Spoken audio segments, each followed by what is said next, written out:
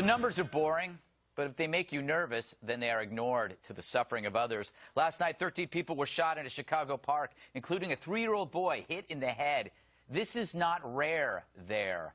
Yet the same people who scream about gun control after a horrible mass shooting are always AWOL in these cases. Both atrocities suck, but one gets a spotlight and the other crickets. There are way more victims of daily gang shootings, but they are forgotten by the media and political classes because it's easier to condemn a phantom rifle than gangs, where you escape uncomfortable truths about besieged communities plagued by thuggery and government cowardice. By ignoring the terrible numbers in Chicago, we've turned communities into animals, and by animals I mean sitting ducks, targets at a fairground that's anything but fair. Is it a statistical coincidence that since the stop and frisk law was ruled unconstitutional in New York, shootings rose 13% as gun seizures dropped 17%? Weird. Perhaps the police reduced frisking for fear of legal hassles, which emboldened criminals to pack heat. And who are the victims?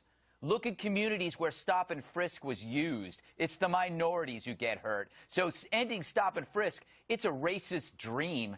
Meanwhile, New York has appointed professors to review police behavior, which is like hiring Bob to write a book on etiquette.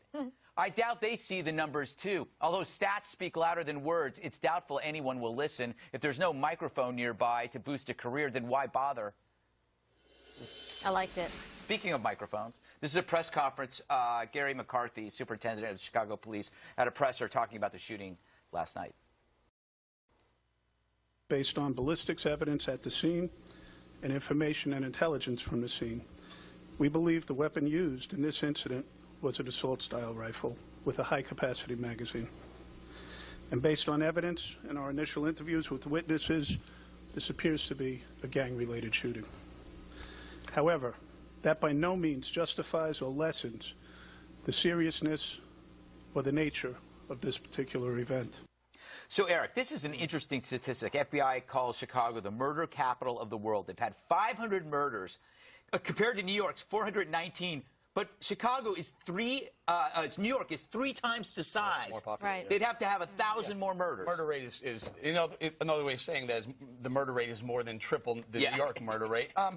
2 things. The police chief there said it's an assault-style weapon they believe, and the gangs have it. Yeah.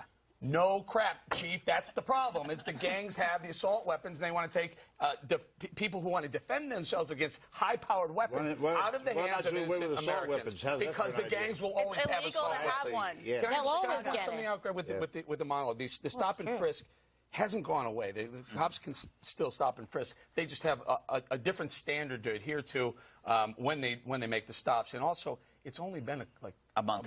Yeah. So it may be a statistical error. We have to wait and see. But nevertheless, I think it's significant enough to take note, and I'm not surprised. And if I had to bet my last dollar, I would put it that the numbers are going to continue to rise. Don't bet your last dollar. Well, I'm going with it. As a former prosecutor and having participated in all of this, law enforcement investigations, the criminals, the perpetrators, know. They pay attention, and now they're going to take advantage of it while they can until the point where New York will correct itself. But think about it, Bob. If you ban stop and frisk totally, which you want, then the police is strictly there to wait until after a crime is committed, which is what you see in Chicago and in Detroit. Well, look, can we put this a little bit in perspective? In Chicago, there is been now a 7-year gang war over drug territory. Of course. These things are gang-related, and they are using assault weapons, and they are illegal. I understand that. But the fact of the matter is, it's not like New York where you don't have gangs fighting over drug territory. It's like a war.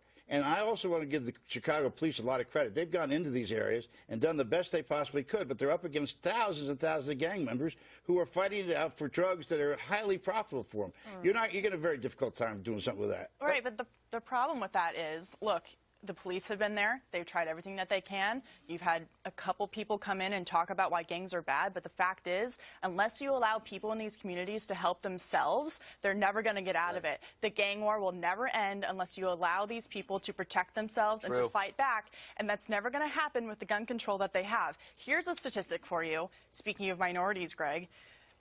African Americans between the ages of 15 to 24-year-olds, the primary cause of death is by gunfire. The majority of those occur in Chicago.